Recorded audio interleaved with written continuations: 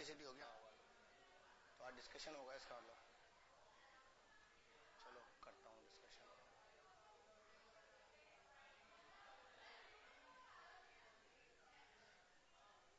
Discussion and में करने की आदत डालता हूँ आवाज को।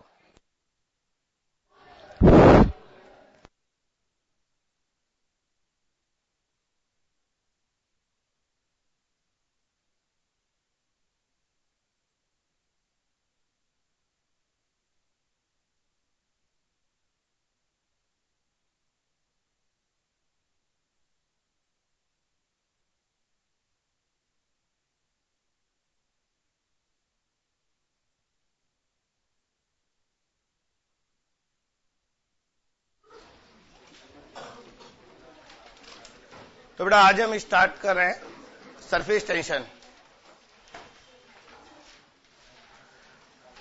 इससे पहले इलास्टिसिटी डिस्कस किया था, वो सॉलिड की प्रॉपर्टी है। ऑल्दो इलास्टिसिटी फ्लूइड में भी होती है, आज हम डिस्कस करेंगे सरफेस टेंशन, जो सिर्फ लिक्विड की ही प्रॉपर्टी हो सकती है। सरफेस टेंशन नाम ही बता रहा है कि सरफेस प्रॉपर्टी है, यानी कि हमें लिक्विड के अंदर जाकर उसे डिस्कस नहीं करना।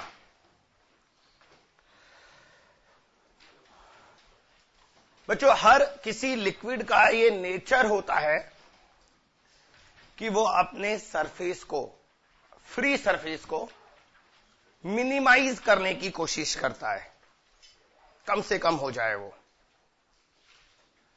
इस वजह से लिक्विड का जो सरफेस है वो थोड़ा खिंचा हुआ सा रहता है, स्ट्रेच रहता है।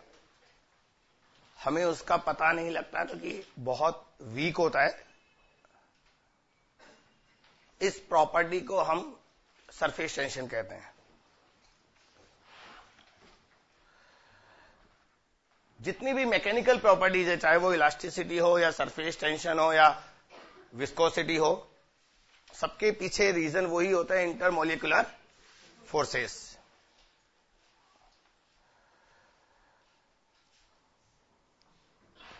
कोई भी लिक्विड है, इसके अंदर हम एक मॉलिक्यूल कंसीडर करते हैं। यहां पर कोई मॉलिक्यूल ले लिया हमने। बच्चों, इंटरमोलिकुलर फोर्स की रेंज लगभग अप्रोक्सीमेटली 1 नैनोमीटर होती है, 10 to the power -9 मीटर। यानी कि 10 to the power -9 मीटर तक दो मॉलिक्यूल एक दूसरे को अट्रैक्ट करेंगे, उसके बाद नहीं करेंगे।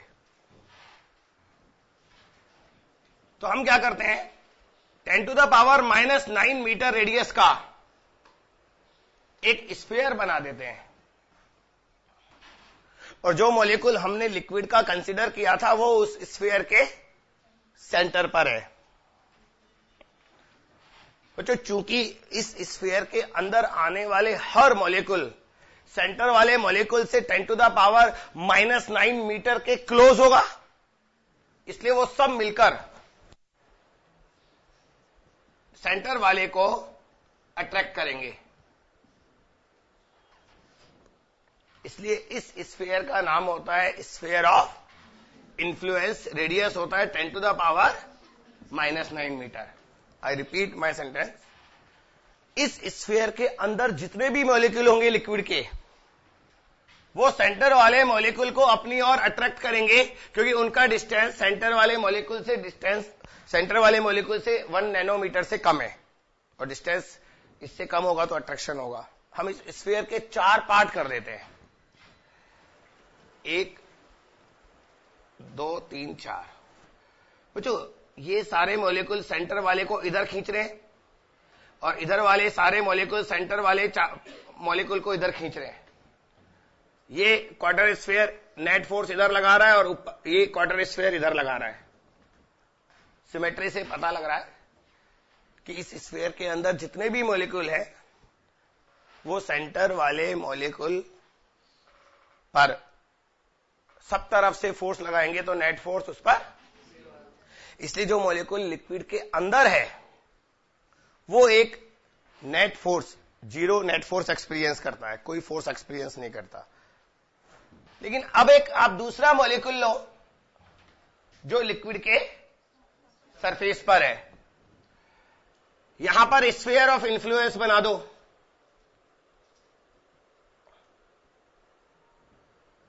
तो बच्चों ऊपर तो एयर है, आल्दो एयर के मॉलिक्यूल भी इस लिक्विड वाले मॉलिक्यूल पर कुछ तो फोर्स लगाएंगे, पर उनका नंबर बहुत कम होगा। हम जानते हैं एयर के मॉलिक्यूल्स दूर दूर होते हैं। और बेटा नीचे का जो आधा स्फीयर बचा, इसको अगर हम दो पार्ट में डिवाइड कर दें तो इधर वाले मॉलिक्यूल्स इधर फोर्स लगाएंगे और ये जो मॉलिक्यूल्स है वो इधर फोर्स लगाएंगे, तो नेट फोर्स इस पर नीचे की ओर लगेगा। मतलब जो मॉलिक्यूल सरफेस पर बैठा हुआ है उस पर नेट फोर्स अंदर की तरफ लगेगा और वो अंदर जाने की कोशिश करेगा। बच्चों जैसे अगर हम एक स्ट्रिंग लें, दोनों तरफ से पकड़ लें और किसी को बोले बीच में से नीचे खींच, तो जैसे ही हम नीचे कोई फोर्स लगाएंगे तो उस स्ट्रिंग में एक टेंशन डेवलप हो जाएगा। उसी तरह बेटा ये मॉलिक्यूल जब अंदर जाने की कोशिश करेंगे तो सब एक दूसरे से जुड़े हुए हैं ना, तो सरफेस पर कोई रहना चाहेगा ही नहीं। भाई अकेला ये मॉलिक्यूल नहीं है, सरफेस पर जितने भी मॉलिक्यूल है सब अंदर जाने की कोशिश करेंगे, तो सरफेस थोड़ा खिंचा हुआ सा रहेगा, स्ट्रेस्ड रहेगा। This property is called surface tension. अभी मैंने सिर्फ आपको ये एक्सप्लेन किया है कि सरफेस टेंशन होता क्यों है, उसके पीछे रीजन क्या है। तो कुछ लिखना स्टार्ट करते हैं अपन। लिखो, every liquid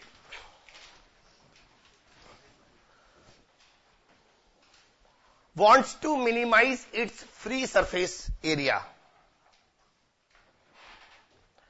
Every liquid wants to minimize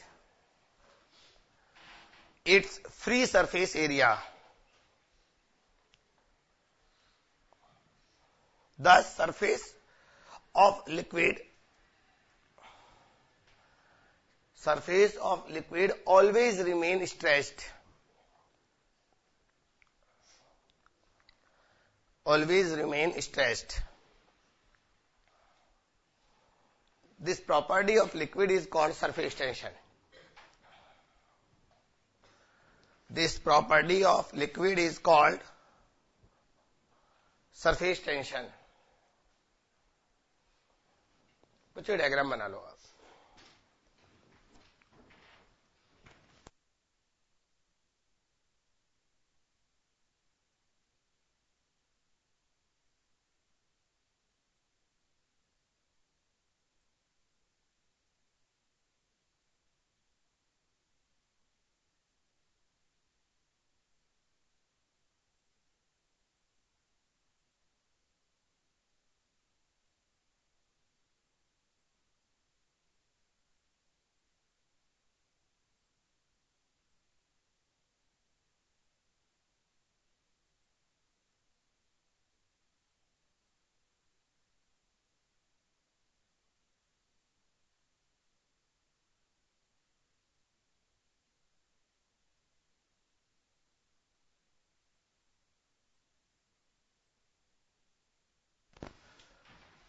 बच्चों लिक्विड चाहता है कि इसका एरिया मिनिमम हो जाए, इसलिए लिक्विड की जो बहुत छोटी छोटी ड्रॉप्स होती हैं वो स्फेरिकल होती हैं। क्योंकि एक स्टेटमेंट तो आपने पहले सुना ही होगा, अगर इक्वल वॉल्यूम के हम बहुत सारे ऑब्जेक्ट्स लें तो स्फीयर का सरफेस एरिया उनमें सबसे कम यानी कि मिनिमम होता है। इसलिए लिक्विड की छोटी ड्रॉप्स स्फेरिकल रहती हैं, क्योंकि वो अपने सरफेस एरिया को मिनिमम करना चाहती हैं और स्फीयर का सरफेस एरिया मिनिमम होता है। बच्चों ये तो प्रॉपर्टी डिस्कस की थी, अब उसे डिफाइन भी तो करना पड़ेगा। जैसे इलास्टिसिटी में हमने मॉडुलस डिफाइन किया था, सरफेस टेंशन फोर्स तो होता है, पर इसे डिफाइन करते हैं हम पर यूनिट लेंथ। एक डेफिनेशन समझाने के लिए एक एक्सपेरिमेंट बताता हूं आपको। बच्चों ये कोई लिक्विड है, आप इसका टॉप व्यू देख रहे हैं, किसी कंटेनर में पानी भरा है और आप ऊपर से देख रहे हैं, मान लीजिए आपको टॉप दिख रहा है उसका। आप इसके अंदर कोई ऐसा ऑब्जेक्ट डाल दीजिए, लीनियर ऑब्जेक्ट जो फ्लोट कर सकता है। माचिस की तिली ले लो, तो इस माचिस की तिली पर हमें पता नहीं लगेगा, पर ये जो लिक्विड है वो ऐसे फोर्स लगाता है, और इसका पता हमें इसलिए नहीं लगता क्योंकि दोनों तरफ लगता है, तो नेट फोर्स 0 होता है। ये जो फोर्स है ये लिक्विड सरफेस के तो पैरेलल होता है। बच्चों आप समझ रहे हैं, मैं आपको टॉप दिखा रहा हूं, टॉप। तो अगर मैं इस पेन को ऐसे पानी से टच कराऊंगा, पानी के सरफेस से, तो पानी इस पेन को ऐसे खींचेगा। थोड़ा इमेजिन करना पड़ेगा इस चैप्टर में आपको। ये जो फोर्स है वो लिक्विड सरफेस के तो पैरेलल है। सरफेस टेंशन है तो जैसे टेंशन जो होता है वो टेंजेंशियल होता है, तो यहां भी वो सरफेस के पैरेलल है, और सॉलिड सरफेस के परपेंडिकुलर है। ये दो बातें ध्यान रखना। तो बच्चों अगर इसकी लेंथ L है तो फोर्स पर यूनिट लेंथ जो लगता है ये क्वांटिटी सरफेस टेंशन कहलाती है। ये डेफिनेशन है। What? When A solid comes in contact to any liquid or liquid surface, then surface pulls the surface of solid. This force is perpendicular to the surface of solid but parallel to the surface of liquid. Force per unit length, this force per unit length is called surface tension. तो इससे अगर हम unit बनाएं तो ये Newton पर metre होगा। बच्चों सरफेस टेंशन प्रॉपर्टी है तो टेम्परेचर पर डिपेंड करेगी, लिक्विड के डायमेंशंस पर डिपेंड नहीं करेगी। सरफेस एरिया कितना भी हो, प्रॉपर्टी है। पानी के लिए फिक्स है एक पर्टिकुलर टेम्परेचर पर। आपने वाटर बोल दिया, टेम्परेचर बोल दिया, क्वांटिटी फिक्स हो गई। मर्क्यूरी है, एक पर्टिकुलर टेम्परेचर पर मर्क्यूरी का सरफेस टेंशन फिक्स है। तो this is the property which depends on temperature. एक और चीज पर डिपेंड करता है, इंप्योरिटीज। बच्चों अगर पानी में नमक घोल दें, सॉल्ट, तो सरफेस टेंशन इंक्रीज हो जाता है। इसको हम डिस्कस नहीं करेंगे फिजिक्स में, लेकिन अगर हम साबुन का पानी बना दें, डिटर्जेंट, तो इसका सरफेस टेंशन कम हो जाता है। तो इसको इस तरह से बोलते हैं, if impurities are soluble then surface tension of liquid increases, but if impurities are partially soluble, insoluble नहीं, मिट्टी डालेंगे तो कुछ फर्क नहीं पड़ेगा, वो तो नीचे बैठ जाएगी। Partially soluble then surface tension of liquid decreases. As far as temperature is concern, temperature बढ़ाने पर मैंने पहले का लगभग सारी प्रॉपर्टीज डिक्रीज होती हैं क्योंकि इंटरमोलिकुलर फोर्स वीक होते हैं। तो टेंशन, सरफेस टेंशन कम होता है अगर हम टेम्परेचर को इंक्रीज करें। And important, it becomes zero at boiling point. ये क्वेश्चन एक बार आ चुका है एग्जाम में, it becomes zero at boiling point. तो बच्चों सब कुछ हम लिखेंगे इस शॉर्ट में। सरफेस टेंशन को डिफाइन करो। हाँ बेटा बड़ी ड्रॉप्स पर वो ग्रेविटी का इफेक्ट आ जाता है ना, तो बड़ी ड्रॉप तो बेचारी फिर बैठ जाएंगी। छोटी ड्रॉप हमने इसीलिए ली क्योंकि इन्फ्लुएंस सरफेस टेंशन का ज्यादा होगा। अगर बड़ी ड्रॉप लेंगे तो उस पर ग्रेविटी का इफेक्ट आ जाएगा, फिर वो स्फेरिकल नहीं रह पाएंगी।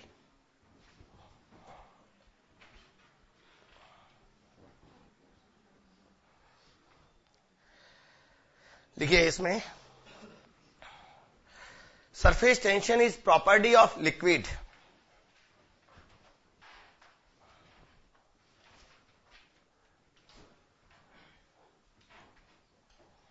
It does not depend on dimensions of liquid, बल्कि सीधा सीधा लिख सकते हैं does not depend on surface area. Surface area मतलब dimensions. It depends on temperature of liquid as well as impurities. It depends on temperature of liquid as well as impurities. Line change कर लो. On increasing the temperature, surface tension decreases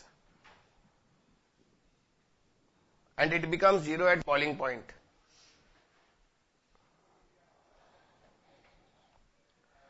At boiling point. Second line, एक और line लिखिए. If impurities are soluble, bracket में लिख सकते हैं salt solution, नमक का पानी, then surface tension of liquid increases. Then surface tension of liquid increases. But if impurities are partially soluble,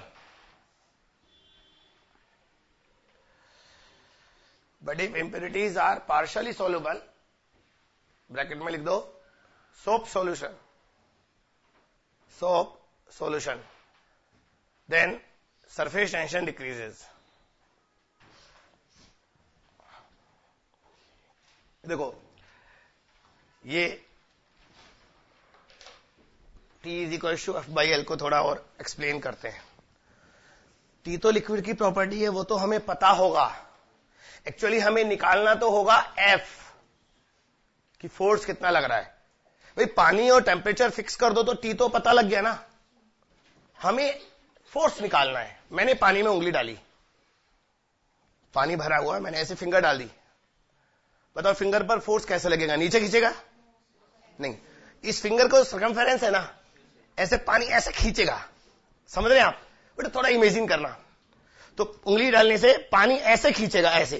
बेटा मैग्नीट्यूड बहुत कम होता है, इसलिए पता नहीं लगता हमें. और नेट फोर्स जीरो हो जाएगा, क्योंकि इधर लगेगा, इधर लगेगा, इधर लगेगा. करेक्ट? ऐसे अगर हम एक सर्कुलर रिंग को पानी में डाल दें, रख दें, तो सर्कुलर रिंग ऐसे, तो मैं आपको टॉप व्यू दिखाऊंगा हर बार, क्योंकि सरफेस देखना है. तो जब भी मैं डायग्राम बनाऊं तो समझ जाइए टॉप व्यू है. ये कोई रिंग आपने पानी में डाल दी तो ऐसे खींचेगा पानी, इसे ऐसे, और नेट फोर्स जीरो हो जाएगा. अब आप क्या कीजिए, इस रिंग को उठाने की कोशिश कीजिए. तो बच्चों कुछ एडहेसिव फोर्सेस वगैरह होते हैं, उसकी वजह से पानी रिंग के साथ चिपककर ऊपर उठेगा. ज्यादा ऊपर नहीं उठेगा कि आप बहुत ऊपर ले जाओ, दिखता रहेगा थोड़ा सा. तो ऊपर उठने की वजह से पानी की एक लेयर एक सिलेंड्रिकल फॉर्म में ऊपर उठेगी. इमेजिन करना पड़ेगा. भाई रिंग के अंदर तो कुछ है नहीं ना, तो सिर्फ रिंग के जो मटेरियल है रिंग का सॉलिड, उससे चिपककर ऊपर आया. तो पानी जब ऊपर उठेगा तो सरफेस वर्टिकल हो जाएगा, तो ऐसे नीचे की तरफ रिंग पर फोर्स लगाएगा. बेटा सरफेस वर्टिकल हो गया तो ये वाला फोर्स भी वर्टिकल हो जाएगा, सरफेस के पैरेलल होता है. Try to make diagram. जैसे हम इस रिंग को ऊपर उठा रहे हैं तो पानी हल्का सा ऐसे उठेगा, ऐसे. कोशिश कीजिए बेटा समझ में आ जाए. ये पानी है. इस बार आपको टॉप व्यू नहीं दिखाया मैंने, क्योंकि मुझे आपको वर्टिकल वाला सेक्शन दिखाना है. तो बच्चों ये जो लेयर ऊपर उठी, इसमें पता है एक सरफेस नहीं, दो सरफेस है, एक बाहर वाला और एक. इस चैप्टर में इस बात पर हमेशा ध्यान देना है कि मैं जिस ऑब्जेक्ट को लेकर डिस्कस कर रहा हूं उसमें एक सरफेस है या दो. तो बेटा रिंग तो होलो होता है, तो पानी जो ऊपर चिपक कर आएगा वो एक होलो सिलेंडर की फॉर्म में आएगा. तो एक सरफेस अंदर होगा और एक सरफेस बाहर होगा. तो रिंग पर नीचे की तरफ टोटल फोर्स कितना लगेगा? T into L. और चूंकि दो सरफेस है 2TL, और L कितना होगा? रिंग का रेडियस R है तो 2πr. तो बेटा ये टोटल फोर्स जो रिंग पर नीचे की तरफ लगेगा 4πRT। इसलिए रिंग को उठाने में एक तो आपको mg के बराबर लगाना पड़ेगा, प्लस ये एडिशनल फोर्स और लगाना पड़ेगा। टोटल नहीं लिखा मैंने, इसमें mg ऐड नहीं किया मैंने। थोड़ा सा एक बार आप पिक्चर बनाइए, सोचिए अगर ये रिंग की जगह डिस्क होता तो बेटा डिस्क में क्या होता है, अभी हम सिर्फ force due to surface tension ले रहे हैं। आल्दो डिस्क जब उठाएंगे तो पानी चिपक कर आएगा, उस पानी का खुद का वेट होगा, हम उसको नजरअंदाज कर रहे हैं। तो अगर हम डिस्क को उठाएंगे तो डिस्क में अंदर बल्क होगा, सॉलिड सिलेंडर होगा ये, जो पानी चिपक कर आएगा। इसलिए इसमें सिर्फ एक सरफेस होगा, इसलिए उसमें 2πRT फोर्स लगाना पड़ेगा। और सिंपल इस पेन को मैंने टच कराया और पेन को ऐसे उठा लिया, L लेंथ है पेन की, तो पेन को जब मैं ऐसे उठाऊंगा तो ऐसे लेयर बनेगी, इसमें एक सरफेस इधर है और एक सरफेस, तो TL इधर TL इधर, तो पेन को ऐसे ऊपर उठाने में मुझे एडिशनल फोर्स 2TL लगाना पड़ेगा। ठीक है,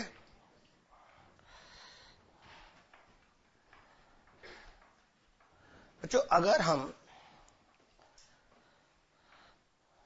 एक सर्कुलर वायर ले, बच्चों ये छोटी छोटी इंफॉर्मेशन बहुत है इस चैप्टर में, कोशिश करना सुनने की, लिखने में बहुत ज्यादा वक्त लगेगा, स्टोरी की तरह इसलिए याद हो जाएगा।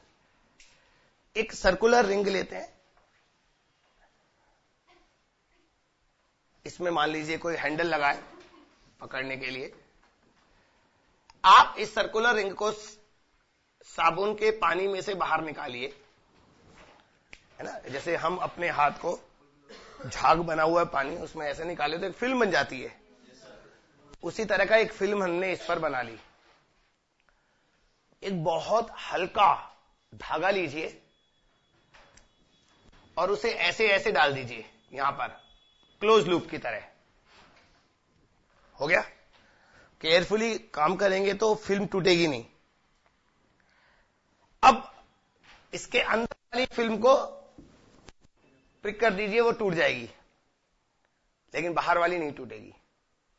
धागे के अंदर अंदर की जो फिल्म, क्योंकि ना इस धागे ने एक बाउंड्री बना दी, तो अंदर वाली फिल्म और बाहर वाली फिल्म को अलग अलग कर दिया, तो आप प्रिक करेंगे तो अंदर वाली तो टूट जाएगी, बाहर वाली नहीं टूटेगी। और पता है क्या होगा, ये सर्कुलर बन जाएगा।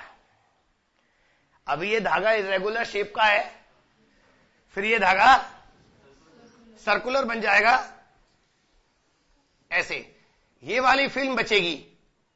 अगर हम बहुत केयरफुली काम करें तो अंदर वाली फिल्म टूट जाएगी। अब मेरा पहला क्वेश्चन है, ये सर्कुलर क्यों हो गया?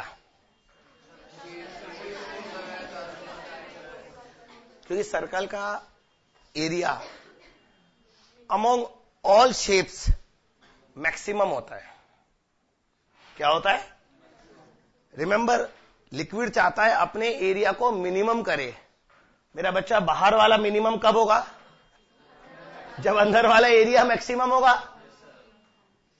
और सर्कल का एरिया मैक्सिमम होता है, इसलिए धागा ऑटोमेटिक सर्कल बन जाएगा। बच्चों ये लिक्विड जो है, ये इसे अपने और मतलब रेडियल डायरेक्शन में बाहर खींचेगा, ऐसे ऐसे, और बाहर खींचने की वजह से इस धागे में एक टेंशन डेवलप हो जाएगा। हमें उस टेंशन की वैल्यू निकालनी है, और हमें सिर्फ दो डाटा दिया है। एक तो लिक्विड का सरफेस टेंशन, जो इस चैप्टर में हर क्वेश्चन में देगा, मैं बोलूं या ना बोलूं। दूसरा है इस सर्कल का रेडियस। और बच्चों इसमें हम टेंशन एक उसी अप्रोच से लगाएंगे जो अप्रोच पूरे फिजिक्स में 4 या 5 बार यूज होती है, जिसमें से 1 या 2 बार तो हम यूज कर चुके हैं। एक सर्कल के सेंटर पर पॉजिटिव चार्ज रखकर हमने रिंग को नेगेटिव चार्ज दिया था या पॉजिटिव दिया था तो बाहर रिपल्शन होता है, उसकी वजह से टेंशन आता है। सर्कुलर मोशन में भी हमने किया था, रिंग को घुमा दे तो सेंट्रीफ्यूगल फोर्स की वजह से एक टेंशन आता है। तो अप्रोच सेम है। तो मैं निकाल कर देता हूं आपको वो टेंशन कैसे निकालते हैं। पहले मैं अपना क्वेश्चन रिपीट कर दूं। मैंने एक वायर का फ्रेम लिया, उसमें एक लिक्विड फिल्म बना दी, फिर एक धागा डाला, अंदर से प्रिक किया, अंदर वाली फिल्म टूट गई, बाहर वाली बच गई, और एरिया को बाहर वाले को मिनिमम करने के चक्कर में इसको सर्किल बनना पड़ा। अब हमारा सेकंड क्वेश्चन है, एक तो ये फर्स्ट क्वेश्चन था कि सर्किल क्यों बना, सेकंड क्वेश्चन है कि वो बाहर वाला लिक्विड इसे अभी भी रेडियल डायरेक्शन में खींच रहा है, उसकी वजह से इस धागे में एक टेंशन डेवलप हो जाएगी, हमें उस टेंशन की वैल्यू निकालनी है। मैं कर रहा हूं।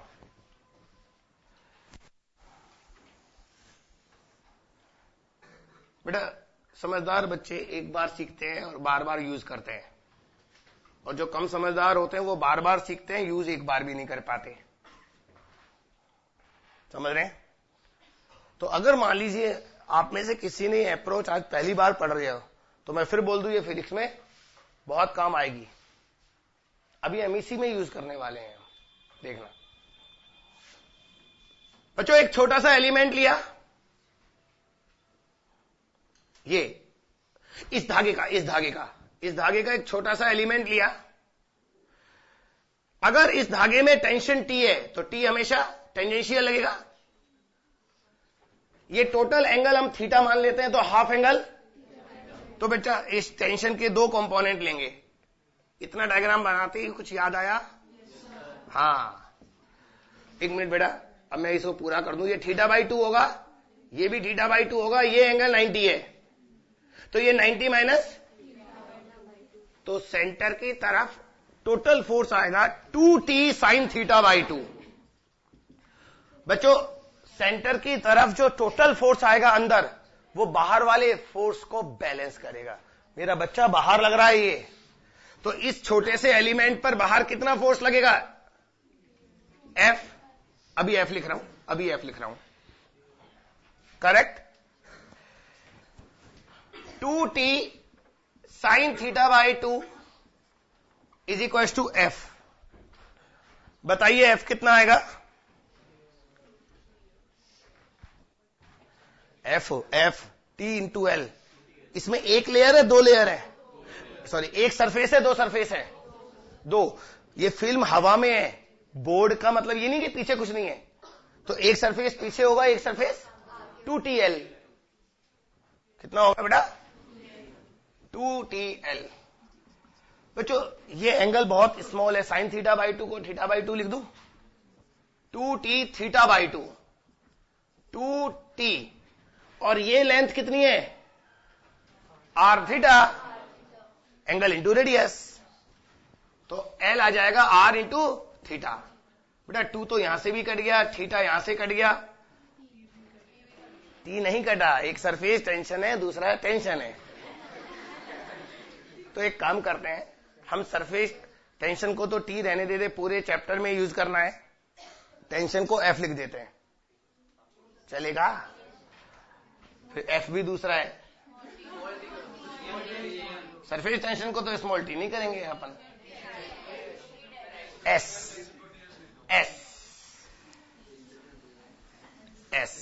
इस क्वेश्चन में S, ये वाला S नहीं, उधर वाला S। हाँ ये तो T रहेगा, ये तो टेंशन वाला था, ये 2SL, ऐसी सरफेस टेंशन। वर्मा जी भी ऐसी लिखते हैं, T नहीं लिखते वो। सरफेस टेंशन S से शुरू होता है, हम T का T काम में लेते हैं। तो बच्चों फाइनली टेंशन कितना आया? 2SR। इस क्वेश्चन में S क्या है? Surface tension. बच्चों ये आंसर इंपॉर्टेंट नहीं है, ये अप्रोच इंपॉर्टेंट है। इस तरह से जब भी किसी रिंग पर बाहर की तरफ रेडियल फोर्स लगेगा, तो रिंग में हमेशा एक टेंशन आएगा, और उस टेंशन की वैल्यू को निकालने के लिए हमेशा यही अप्रोच काम में लेनी है।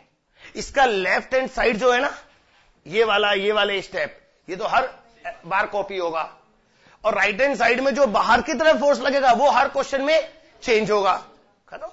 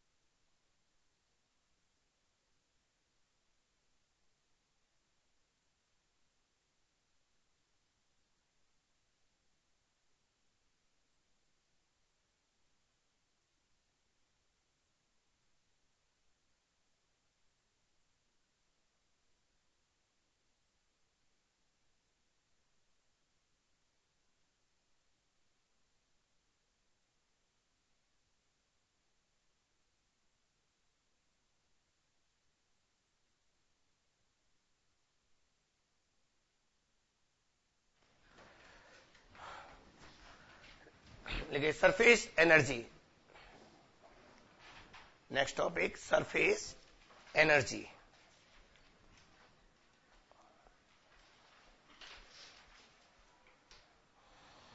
तो अगर हम किसी लिक्विड का सरफेस एरिया इंक्रीज कर दें, सुनना एक बार,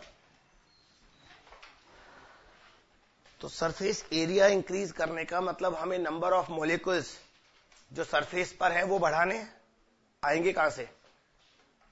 अंदर से, बल्क में से, बल्क में से। जबकि मॉलिक्यूल जाना चाहता है अंदर, यानी कि हमें इंटरमोलिकुलर फोर्स के अगेंस्ट वर्क करना पड़ेगा, और हमारा ये work as a potential energy store हो जाएगा। इस चैप्टर में हम उसे सरफेस एनर्जी बोलते हैं, है वो पोटेंशियल एनर्जी की फॉर्म। इसकी वैल्यू कैलकुलेट करेंगे, पहले डेफिनेशन लिख लो। लिखो surface energy, if we increase free surface area of any liquid, if we increase free surface area of any liquid, then we have to do work against intermolecular forces.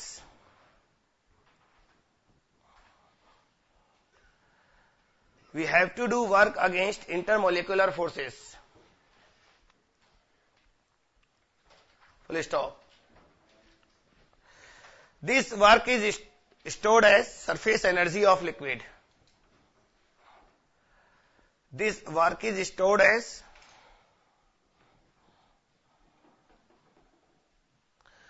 surface energy of liquid.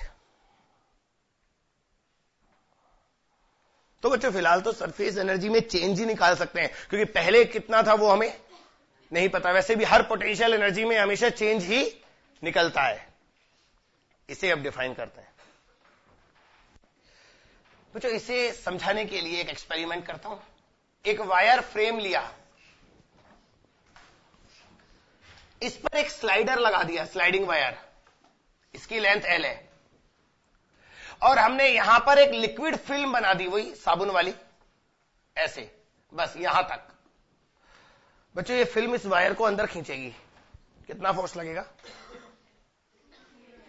2TL। हमेशा याद रखनी है, liquid film बोल रहा हूं तो दो surface है, TL इधर से दिख रहा है और TL पीछे होगा। बच्चों मैं इस फोर्स के अगेंस्ट इस वायर को बाहर खींच रहा हूं, ऐसे। पहले यहां था, अब इस वायर को मैं X बाहर ले आया, तो मुझे वर्क करना पड़ेगा फोर्स इंटू डिस्प्लेसमेंट। कितना फोर्स लगाना पड़ेगा मुझे? 2TL। 2TL। बच्चों 2Lx को हम चेंज इन एरिया बोल सकते हैं। L इंटू एक्स, L ये है, X ये है, तो L इंटू एक्स तो एरिया आपको इधर से दिख रहा है, और L into x total surface area में जितनी भी सरफेस फ्री सरफेस है, इधर का फ्री है उधर का भी फ्री है, तो टोटल चेंज इन एरिया कितना होगा 2Lx। तो बेटा W हो गया T इंटू डेल्टा ए, और यही वर्क उसकी सरफेस एनर्जी बन जाएगा। अब बच्चों यहां से हम सरफेस टेंशन की एक दूसरी डेफिनेशन लेकर आ रहे हैं, और T को हम लिख सकते हैं W upon delta A. Surface tension को हम वर्क के फॉर्म में डिफाइन कर सकते हैं। This is work done to increase unit surface area of any liquid is called surface tension. यहां से इसकी यूनिट आएगी जूल पर मीटर स्क्वायर, जो न्यूटन पर मीटर के ही बराबर है। बस वजह डिफाइन करने के दो अलग अलग तरीके हैं। इसे कॉपी करो फिर डेफिनेशन लिख लेंगे।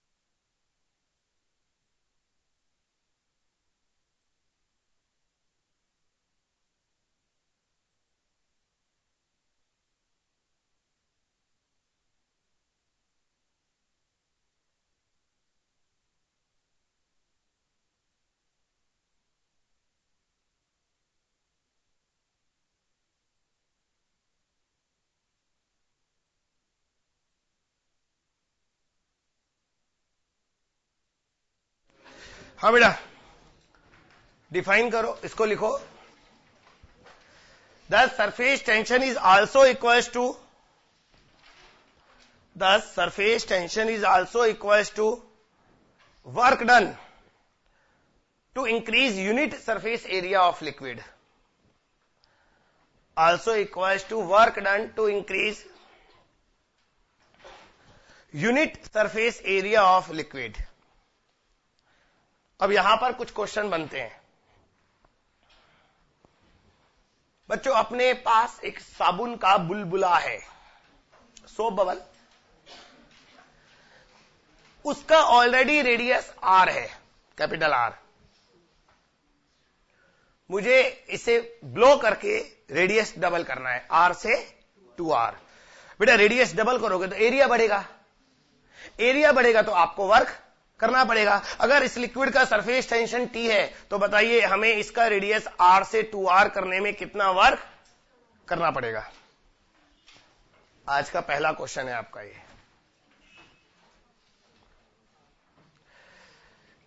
We have a soap bubble of radius capital R, calculate work done to increase its radius from R to 2R।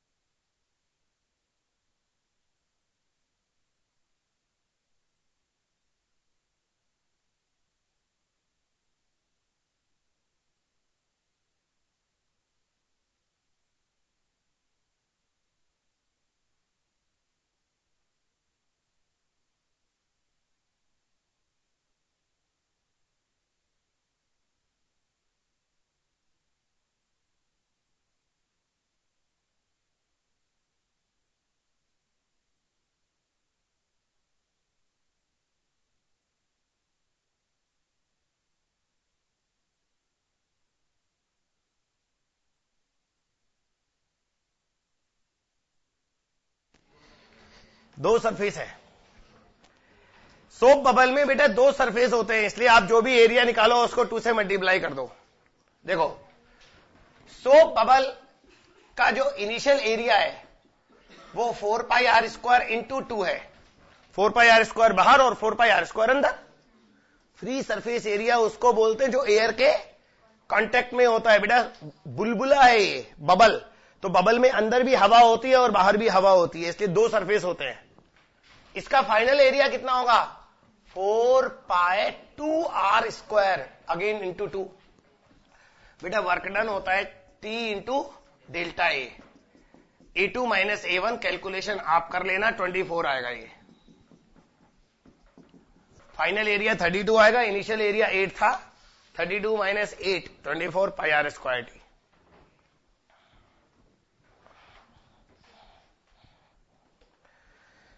Second question, we have a liquid drop of radius r, capital R। Liquid drop है बेटा, बुलबुला नहीं है इस बार। we have a liquid drop of radius capital R।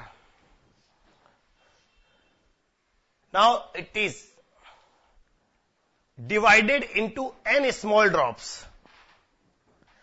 now it is divided into n small drops। बेटा छोटी छोटी n ड्रॉप्स में तोड़ दिया।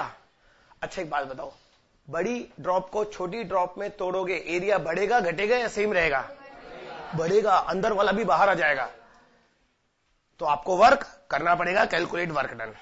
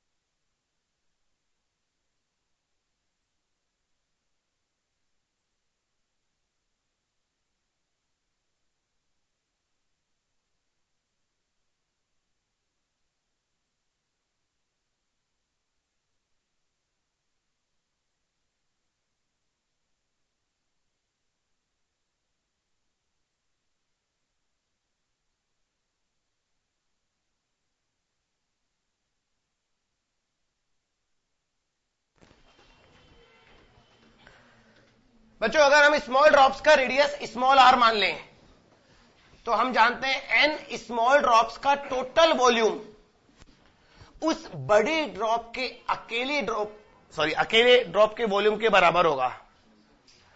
इसे सॉल्व करके हम r निकाल सकते हैं, capital R upon n raise to the power 1/3।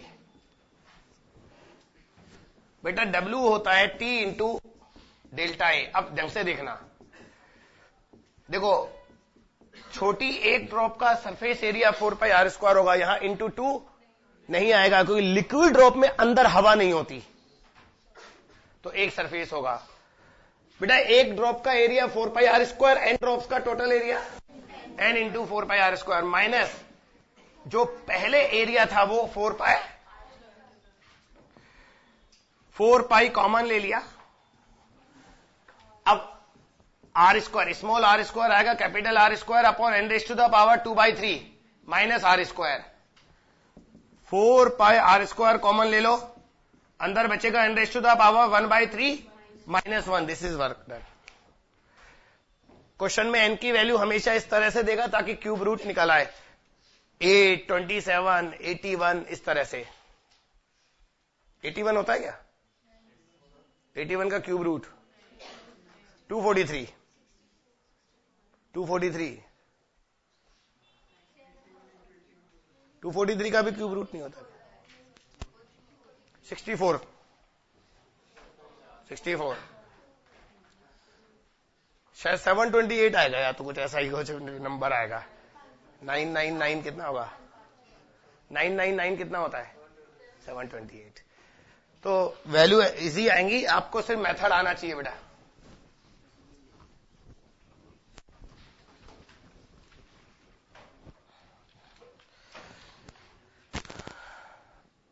बच्चों कभी फील करना है जैसे एक बोतल में हमने पानी भरा हुआ है, उस पानी का टेम्परेचर हम नोट कर लें, फिर अगर उसी पानी को हम स्प्रे करें तो उस स्प्रे करने के बाद उस पानी का टेम्परेचर कम हो जाएगा।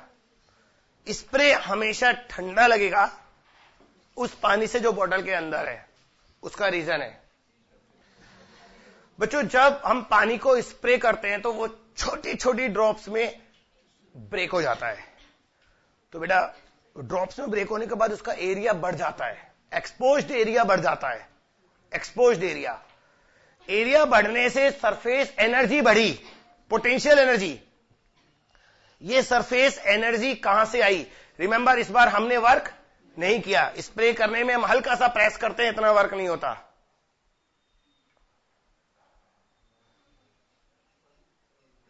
इंटरनल एनर्जी से। जैसे मटके में पानी ठंडा क्यों होता है? मटके में पानी इसलिए ठंडा होता है कि मटके में जो पोर होते हैं उससे पानी बाहर आता है, पानी बाहर आने के बाद वेपोराइज होता है, तो उस वेपोराइजेशन के लिए जो एनर्जी चाहिए वो एनर्जी वो पानी की इंटरनल एनर्जी से ले लेता है, ms डेल्टा टी, उससे उसका टेम्परेचर कम हो जाता है। इसी तरह जब हम लिक्विड को छोटी छोटी ड्रॉप्स में ब्रेक करेंगे तो उसका सरफेस एनर्जी बढ़ेगा, और सरफेस एनर्जी की वैल्यू ये जो पिछले क्वेश्चन में वर्क डन था, चेंज इन सरफेस एनर्जी।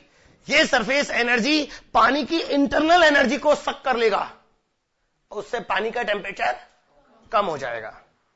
समझ गए? आपको ये टेम्परेचर में चेंज निकालना है। आधा क्वेश्चन सॉल्व है, मोर देन आधा सॉल्व है कह रहा हूं, और दो वैल्यू और दी है। एक तो स्पेसिफिक हीट मुझे देनी पड़ेगी, एक पानी की डेंसिटी, क्योंकि मास निकालना पड़ेगा आपको। तो मेरा नेक्स्ट क्वेश्चन यही है, लिख लो, चलो आप क्वेश्चन लिख लो। A big liquid drop of radius capital are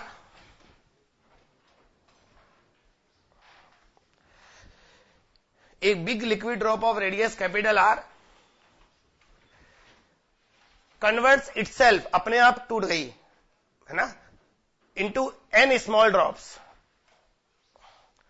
break itself into n small drop.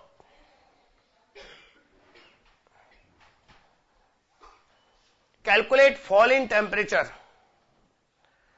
Calculate fall in temperature. Surface tension capital T है, डेंसिटी रो है, और स्पेसिफिक हीट एस है। ये तीन वैल्यू आपको और दी है, डेंसिटी रो, स्पेसिफिक हीट एस। कितना टेम्परेचर कम होगा आपको ये बताना है।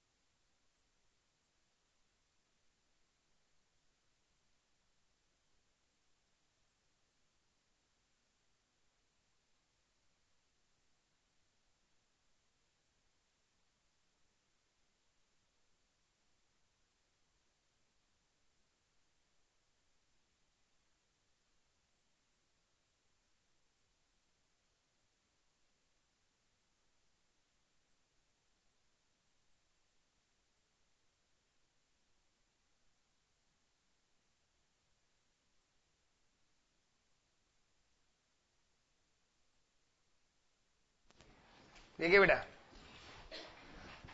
इंक्रीज इन सरफेस एनर्जी वो हम पिछले क्वेश्चन में निकाल चुके, इज इक्वल टू आएगा decrease in internal energy. Increase in surface energy is equal to decrease in internal energy. अब बच्चों लेफ्ट हैंड साइड तो हम पहले से ही कैलकुलेट कर चुके हैं। राइट हैंड साइड में मास आएगा volume 4/3 pi capital R cube into density, बस। इसलिए मैं कह रहा था कि क्वेश्चन तो पहले से सॉल्व था। 4 पाई कट गए, R स्क्वायर भी कट गया, तो यह आएगा 3T n raise to the power 1/3 minus 1 upon rho RS।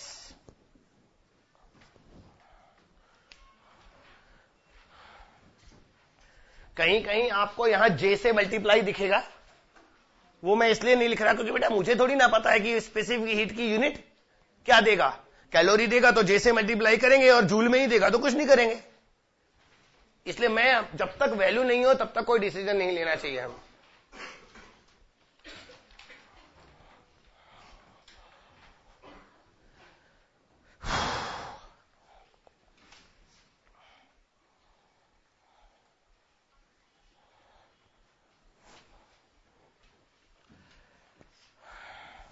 Next topic, cohesive and adhesive force.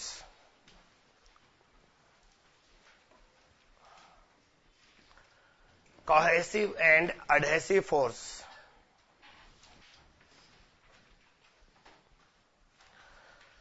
बच्चों दो लाइक मॉलिक्यूल्स के बीच जो इंटरमोलिकुलर फोर्स लगता है कोहेसिव फोर्स कहलाता है, और दो अनलाइक मॉलिक्यूल्स के बीच में जो इंटरमोलिकुलर फोर्स लगता है वो एडहेसिव फोर्स कहलाता है। पानी का एक मॉलिक्यूल पानी के दूसरे मॉलिक्यूल पर कोहेसिव लगाएगा, मर्क्यूरी का एक मॉलिक्यूल मर्क्यूरी के दूसरे मॉलिक्यूल पर कोहेसिव लगाएगा, लेकिन पानी और मरकरी के मॉलिक्यूल आपस में एडहेसिव लगाएंगे। क्लियर? फटाफट 2 लाइनें लिखो। Intermolecular force between two like molecules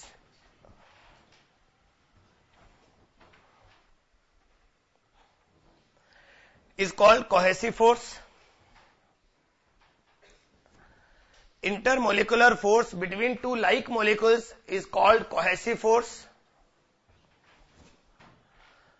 and intermolecular force between two unlike molecules, intermolecular force between two unlike molecules is called adhesive force.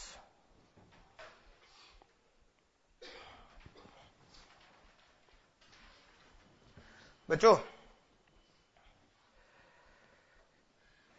इस थ्योरी से इस बात का पता लगता है, पानी में हाथ डालने से गीला हो जाता है, लेकिन मर्क्यूरी में हाथ डालेंगे तो मर्क्यूरी का एक ड्रॉप भी हमारे हाथ के नहीं चिपकेगा, सूखा का सूखा बाहर आ जाएगा। भला हम मर्क्यूरी से हाथ नहीं धो सकते।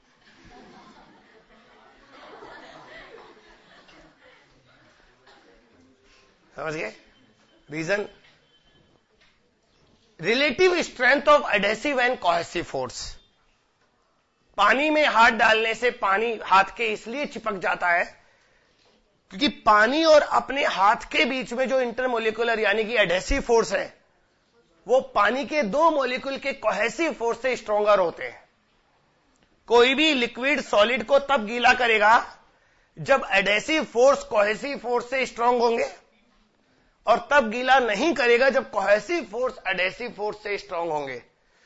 बेटा मर्क्यूरी का कोहेसिव बहुत ज्यादा स्ट्रॉन्ग होता है, इसलिए मर्क्यूरी ना अपने हाथ को गीला करता है ना ग्लास प्लेट को। तो आप डालिए, नहीं गीला करेगा, नहीं चिपकेगा, मतलब दिस इज करेक्ट। इसको मैं लिखा नहीं रहा, ये छोटी सी समझने वाली बात है। हाँ, इसमें 1-2 और एग्जांपल दे रहा हूं। आप पानी में ऑयल डालिए, ऑयल फैल जाएगा। फ्लोट करने का रीजन डेंसिटी होता है, सरफेस टेंशन नहीं होता, लेकिन फैलने का रीजन सरफेस टेंशन होता है, क्योंकि ऑयल के कोहेसिव वीक होते हैं। तो वो ऑयल को फैला देते, इकट्ठा होने नहीं देते। किसके कंपैरिजन में? एडेसिव बिटवीन पानी एंड ऑयल। उल्टा करो, ऑयल में पानी की ड्रॉप डालो, पानी की ड्रॉप नीचे चली जाएगी, वो तो डेंसिटी का रीजन है, उसका रीजन डेंसिटी है। लेकिन नीचे जाने के बाद भी पानी की ड्रॉप फैलेगी नहीं, ड्रॉप भी रहेगी, क्योंकि पानी का कोहेसिव स्ट्रॉन्गर है in comparison to adhesive between पानी एंड ऑयल। तो बच्चों, ये रिलेटिव स्ट्रेंथ पर डिपेंड करता है कि कौन सा लिक्विड सॉलिड को वेट करेगा या नहीं करेगा। और बच्चों, एडेसिव और कोहेसिव फोर्स की ही रिलेटिव स्ट्रेंथ ये डिसाइड करती है कि जब भी कोई सॉलिड किसी लिक्विड के कांटेक्ट में आता है तो वहां पर जो लिक्विड का सरफेस है वो कहीं कॉनकेव हो जाता है, कहीं कॉन्वेक्स हो जाता है और कहीं फ्लैट रहता है। सुन रहे हैं आप? Shape of meniscus. आप केमिस्ट्री लैब में कभी गए होंगे?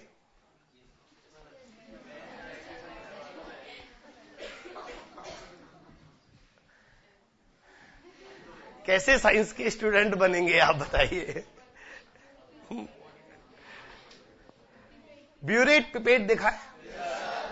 ब्यूरेट में जब हम KMnO4 कलर लिक्विड भरते हैं, KMnO4 ही होता है ना, तो आप ब्यूरेट के अंदर ऊपर शेप देखिएगा उसकी, तो बीच में गड्ढा बन जाता है। KMnO4 में नीचे वाला दिखाई नहीं देता, लेकिन अगर आप पानी भरेंगे तो आपको वो स्फेरिकल एक गड्ढा दिखाई देगा और आपको नीचे तक कहां तक आ रहा है वो भी क्लियर दिखेगा। तो बेटा, वो पानी का गड्ढा क्यों बन जाता है, वहां से वो शेप कॉनकेव क्यों हो जाती है, वो रीजन अभी बता रहा हूं मैं। उल्टा कीजिए, अगर उसी ब्यूरेट में आप मर्क्यूरी फिल कर दें तो मरकरी में गड्ढा बनने की जगह ऐसे पहाड़ बन जाएगा, I mean convex surface, convex बन जाएगा। तो बेटा, ये डिपेंड करता है उनकी एडेसिव और कोहेसिव फोर्स की रिलेटिव स्ट्रेंथ पर। हेडिंग लिखिए, शेप ऑफ मेनिस्कस।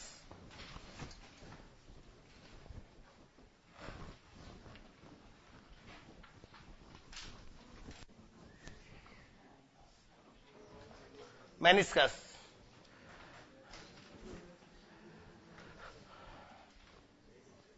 बेटा, मैं 2, 3 या 4 डायग्राम बनाऊंगा, पेशेंसली आपको समझना है, इकट्ठे बाद में बनाना है।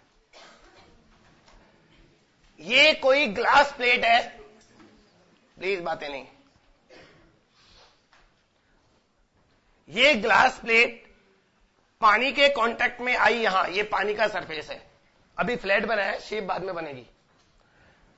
और बच्चों, यहां पर कोई पानी का, वाटर का मॉलिक्यूल ले लो और स्फीयर ऑफ इन्फ्लुएंस बना दो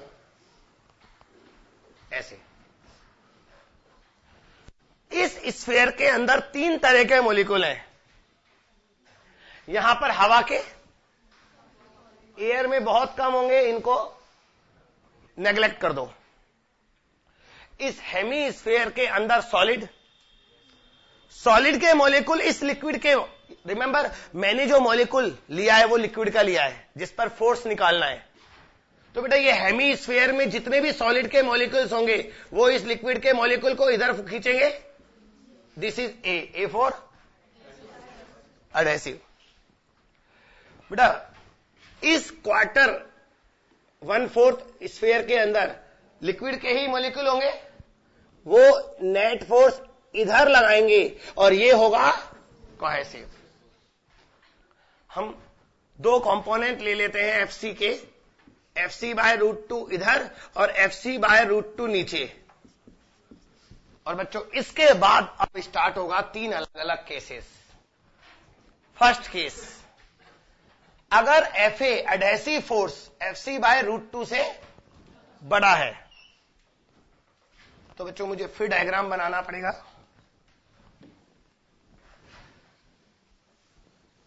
बस ऐसे सॉलिड दिखा देते हैं। हां, FA और FC/√2 का रिजल्टेंट बाहर आएगा, कितना? FA माइनस FC/√2, दूसरा FC/√2 नीचे है, इन दोनों का रिजल्टेंट इधर आएगा F R, R for resultant. और लिक्विड सरफेस हमेशा रिजल्टेंट फोर्स के परपेंडिकुलर होता है, क्योंकि नॉर्मली सरफेस जब हॉरिजॉन्टल होता है क्योंकि इंटरमोलिकुलर का नेट फोर्स नीचे होता है, तो रिजल्टेंट फोर्स के परपेंडिकुलर सरफेस ऐसे हो जाएगा। क्या ये नीचे तक ऐसे रहेगा? बेटा थोड़ा सा 1 नैनोमीटर भी दूर चले गए तो एडेसिव खत्म। आपने सुना मैंने क्या बोला? 1 नैनोमीटर भी इधर आ गए तो इंटरमोलिकुलर फोर्स खत्म सॉलिड का, और फिर रिजल्टेंट नीचे, बाद में सरफेस फ्लैट। तो ये सरफेस हमेशा ऐसे नहीं होता, ये सरफेस कर्व होता है तो सिर्फ यहां आसपास हल्का सा कर्व होगा और बाद में फ्लैट। करेक्ट? तो बेटा ये सरफेस बन गया कॉनकेव। तो कॉनकेव सरफेस कब बनता है? जब F A F C by root 2 से बड़ा होता है। सेकंड केस, अगर F A F C by root 2 से छोटा हो, हाँ बेटा, ये होता है जब ग्लास और पानी कांटेक्ट में आते हैं। एग्जाम्पल ये तो बता दो ना, ये कंडीशन कहां होती है बच्चों? उल्टा, अगर एफ ए बड़ा है, एफ सी बाई रूट 2 बड़ा है, तो इन दोनों का रिजल्टेंट अंदर आएगा, इधर F C by root 2 minus F A, और दूसरा एफ सी बाय रूट 2 नीचे। इन दोनों का रिजल्टेंट अंदर, एफ रिजल्टेंट। लिक्विड का सरफेस रिजल्टेंट फोर्स के परपेंडिकुलर होगा, तो यहां से ऐसे जाएगा और आगे जाकर फिर ये फ्लैट हो जाएगा। तो ये सरफेस कैसे बन गया बेटा? बिल्कुल होगा जब ग्लास मर्क्यूरी के कांटेक्ट में आएगा तो ये बनेगा। थर्ड केस, सपोज कीजिए दोनों बराबर हैं,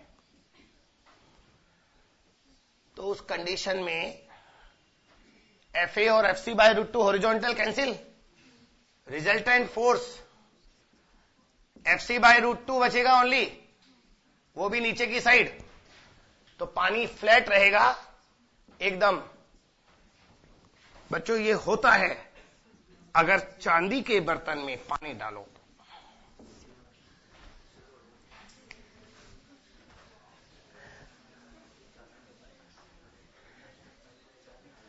ठीक है,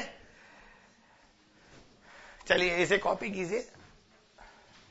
ओवरऑल कहने का मतलब यह है कि अगर कोहेसिव फोर्स, अगर एडहेसिव फोर्स स्ट्रॉन्गर हो, मतलब अब ना ब्रॉड जा रहे हैं, कंक्लूड, अगर कोहेसिव स्ट्रॉन्गर है, पहले बीच में ये बोल गया मैं, अगर कोहेसिव फोर्स स्ट्रॉन्गर है तो सरफेस कॉन्वेक्स बनेगा, एडहेसिव फोर्सेस स्ट्रॉन्गर है तो कॉनकेव, सरफेस कॉनकेव बनेगा, गड्ढा बन जाएगा। और ऑलमोस्ट इक्वल है, ऐसे बोलना चाहिए, ऑलमोस्ट इक्वल है तो फ्लैट रहेगा।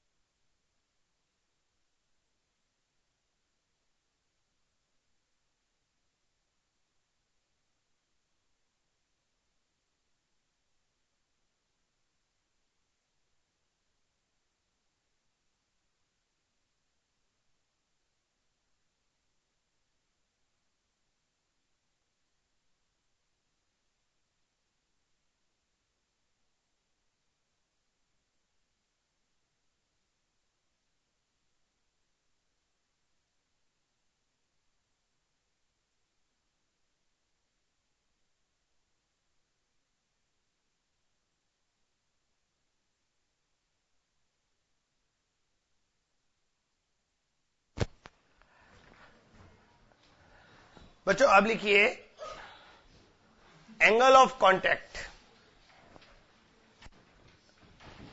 Angle of contact.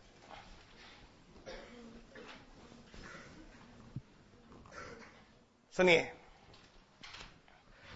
जब लिक्विड किसी सॉलिड के कांटेक्ट में आता है तो वहां पर सरफेस या तो कॉनकेव बन जाता है या कॉन्वेक्स। अभी तो हम यही दो ही केस ले ले तो सही है, तीसरे में तो अपने आप ही समझ में आ जाएगा। If we draw a tangent at liquid surface, जहां पर ये दोनों कांटेक्ट में आ रहे हैं उस पॉइंट पर हम एक टेंजेंट ड्रॉ करें लिक्विड सरफेस पर, तो वो टेंजेंट सॉलिड सरफेस जो लिक्विड के अंदर है, सॉलिड सरफेस तो बाहर भी है, सॉलिड सरफेस जो लिक्विड के अंदर है उसके और इस टेंजेंट के बीच का जो एंगल होता है वो एंगल ऑफ कांटेक्ट कहलाता है। तो बेटा जब सरफेस कॉनकेव बनेगा तो angle of contact acute angle होगा, लेकिन जब कॉन्वेक्स बनेगा तो angle of contact obtuse angle होगा। फॉर एग्जांपल, अगर ग्लास और वाटर की बात करें तो एंगल ऑफ कांटेक्ट लगभग 8 डिग्री होता है, हम लोग इसे 0 यूज करेंगे। अगर हम ग्लास और मर्क्यूरी की बात करें तो एंगल ऑफ कांटेक्ट 138 डिग्री होता है, हम लोग इसे 135 यूज करेंगे to make calculation simpler. cos 0 cos 135 -1/√2 होगा ना, इसलिए। और बच्चों अगर हम उसकी बात करें पानी और चांदी की तो 90 डिग्री आएगा एंगल ऑफ कांटेक्ट होगी, ठीक है।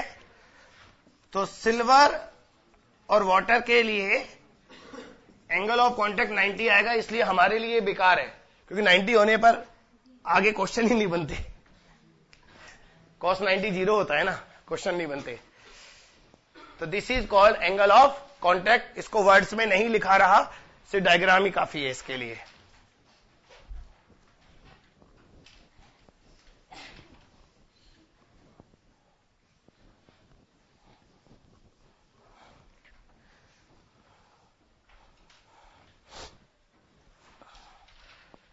ये वैल्यू याद करने ना दोनों तीनों।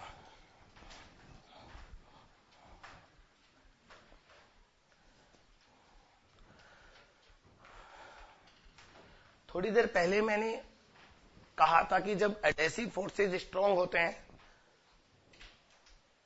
तो लिक्विड सॉलिड के चिपकता है या गीला करता है, जब कोहेसिव फोर्स स्ट्रांग होते हैं तो लिक्विड सॉलिड के नहीं चिपकता। हम एंगल ऑफ कांटेक्ट की टर्म्स में भी उसे ऐसे बोल सकते हैं, अगर angle of contact acute angle है then liquid wets the solid, but if angle of contact is obtuse 90 से बड़ा है then liquid does not wet solid. चलेगा, खत्म। एक्यूट एंगल है तो लिक्विड सॉलिड को गीला नहीं करेगा, ऑब्ट्यूस एंगल है, उल्टा बोल गया मैं, एक्यूट एंगल है तो लिक्विड सॉलिड को गीला करेगा, ऑब्ट्यूस है तो नहीं करेगा। बच्चों इसीलिए है ना वाटर प्रूफिंग एजेंट्स बनाए जाते हैं ना, उनमें इस बात का ध्यान रखा जाता है। जैसे अगर आपको किसी सरफेस को पानी से बचाना है तो आप उसके ऊपर एक ऐसे मटेरियल की कोटिंग कर दीजिए जिसका पानी के साथ एंगल ऑफ कांटेक्ट ऑब्ट्यूस हो, तो वो कोटिंग उस सरफेस को गीला होने से बचा लेगा। जैसे आपने देखा होगा कि अगर हम वैक्स लगा दें, अगर हम कागज के ऊपर वैक्स की कोई लेयर लगा दें तो फिर वो कागज को पानी गीला नहीं कर पाएगा, क्योंकि वैक्स के साथ पानी का एंगल ऑफ कांटेक्ट ऑब्ट्यूस होता है, ठीक है। चलिए, इन सब चीजों के बाद अब एक बहुत इंपॉर्टेंट टॉपिक स्टार्ट हो रहा है, कैपिलरी एक्शन।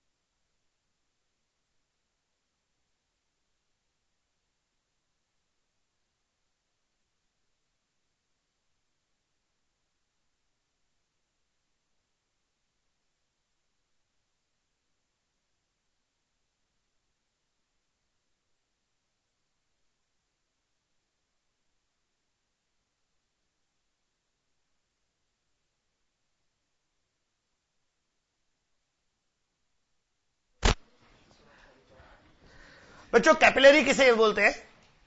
कैपिलरी एक बहुत फाइन ट्यूब होती है जो दोनों तरफ से, दोनों एंड से ओपन होती है। वैसे तो कैपिलरी हमारी अंगुली के बीच में भी बन जाएगी, ये जो जगह होता है, मेरे तो बिल्कुल जगह नहीं है, लेकिन आपके यहां हो सकता है। तो अगर हम दोनों फिंगर को ऐसे पानी में डिप करें और अगर आपके बीच में कैपिलरी बनती है तो पानी ऊपर चढ़ जाएगा। वैसे अगर आपको सही मायने में कैपिलरी लेनी है तो थर्मोमीटर जो होता है ना, उसे ऊपर नीचे से तोड़कर बीच वाला हिस्सा ले लीजिए। वो है ना, थर्मोमीटर बाहर से मोटा होता है, अंदर उसमें बहुत फाइन कैपिलरी होती है। उसको पानी में डुबोएंगे तो पानी ऊपर चढ़ जाएगा। कैपिलरी एक्शन, कैपिलरी एक्शन तो बायोलॉजी में भी पढ़ते हैं, लाइंस में, और बहुत सारी जगह है। जैसे आप इस शर्ट पर पानी का एक छोटा सा ड्रॉप डालिए, छींटा, वो पानी का ड्रॉप ऐसे फैल जाएगा, क्योंकि है ना इस कपड़े में कैपिलरी होती है ना, उन कैपिलरी एक्शन से पानी फैल जाता है। मिट्टी का एक डला लीजिए, उसे पानी से जस्ट टच करा दीजिए तो पानी ऊपर चढ़ता रहेगा। कैपिलरी एक्शन, समझ रहे हैं? इसीलिए वो केंचुए को बोलते हैं ना कि वो मित्र होता है, फ्रेंड होता है किसानों का, अर्थवॉर्म। क्योंकि वो क्या होता है, पानी ग्रेविटी से नीचे चला जाता है, और अगर उसमें कैपिलरी हम ब्रेक ना करें तो वो कैपिलरी ब्रेक नहीं करेंगे तो नीचे वाला पानी वापस ऊपर आकर इवेपोरेट हो जाएगा और ड्राई हो जाएगा फील्ड। इसलिए वो खेत को तितर बितर कर देते हैं, जोत देते हैं, ताकि वो कैपिलरी ब्रेक हो जाए। बच्चों, अपने जो अपन पूजा करते हैं तो दिया जलाते हैं, दिए में बत्ती जलाते हैं, तो बत्ती में फ्लेम तो ऊपर होता है और घी नीचे होता है। क्या हुआ? तेल होता है। अरे भगवान को तो छोड़ दो, वो दिया जलाता ही नहीं है ना। तो घी, शुद्ध देशी घी भैया, हाँ, वो घी नीचे पहले तो मेल्ट होगा, क्योंकि बत्ती गर्म हो जाती है, उससे मेल्ट हो जाएगा। इस मौसम में ठंडे ना आजकल। मेल्ट होने के बाद बत्ती के अंदर जो कैपिलरी है, उस कैपिलरी से ऊपर चढ़ता रहेगा और ऊपर जलता रहेगा। तो बच्चों, ये कहलाता है कैपिलरी एक्शन। और तो और कैपिलरी एक्शन की वजह से कभी कभी भगवान जी दूध भी पीते हैं। 1997 की बात है, गणेश जी ने बहुत सारा दूध पी गए बच्चों का। अब बच्चे ही पीते बेचारे, अगर तो गणेश जी नहीं पीते तो। अरे मैं फाइनल ईयर में था, तब की बात है, तो मैंने आपको बता दिया मैं फाइनल ईयर में कब था। 96-97। गणेश जी तो बहुत पहले से हैं। तो बच्चों, एक र्यूमर उड़ी, बहुत बड़ी र्यूमर, गणेश जी दूध पी रहे हैं। आप उनकी सूंड से कटोरी दूध से भरी हुई टच कराइए, सुड़ सुड़ करके पी जाएंगे। सारे लोग दूध पिलाने चले गए, सबका गणेश जी दूध पी रहे थे, सबके पाप पुण्य में भर गए। बेटा, उस समय आज के news channels, private news channels की तरह न्यूज चैनल नहीं हुआ करते थे। प्राइवेट चैनल्स नहीं थे, सिर्फ डीडी न्यूज थी।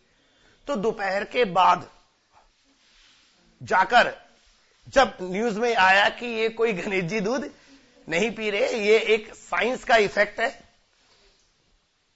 उसकी वजह से कैपिलरी होती है मूर्तियों में, कैपिलरी एक्शन से थोड़ा बहुत दूध उन्होंने टच कराया, कैपिलरी एक्शन से। अच्छा, मूर्ति होती भी वाइट है, तो दूध भी वाइट, तो पता ही नहीं लगा। नाली में बह रहा है, पर नाली में तो बहता हुआ दूध दिखता नहीं है। जब श्रद्धा हो,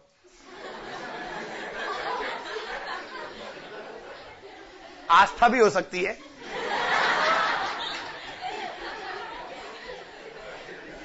तो बच्चों, अब हम ये डिस्कस करेंगे ये होता क्यों है। कैपिलरी एक्शन की वजह से पानी ऊपर क्यों चढ़ता है? अच्छा उल्टा, अगर आप मर्क्यूरी में डिप कर देंगे ट्यूब को तो नीचे चला जाएगा, वो दिखेगा नहीं, क्योंकि मर्क्यूरी ट्रांसपेरेंट नहीं होता तो वो दिखेगा नहीं, लेकिन वो नीचे चला जाएगा। तो बच्चों सिंपल है एक्शन रिएक्शन। हम रस्सी पर कैसे चढ़ते हैं? हम रोप पर चढ़ने के लिए रोप को नीचे खींचते हैं, रोप हमें ऊपर खींचता है, हम ऊपर चले जाते हैं। सिमिलरली जब हम एक कैपिलरी को पानी के अंदर डिप करते हैं तो पानी कैपिलरी को नीचे, क्योंकि सरफेस ऐसे हो गया, गड्ढा बन गया ना बीच में, तो ये फोर्स नीचे लगा, इसका रिएक्शन ऊपर आएगा और वर्टिकल कंपोनेंट पानी को ऊपर खींच लेगा। और पानी जब तक ऊपर चढ़ता रहेगा जब तक ये वर्टिकल कंपोनेंट mg से बैलेंस ना हो जाए। करेक्ट? तो बच्चों आज सिर्फ इंट्रोडक्शन, इसका डेरिवेशन नेक्स्ट लेक्चर में करेंगे, ठीक है ना? तो आज का लेक्चर मैं यहीं छोड़ रहा हूं।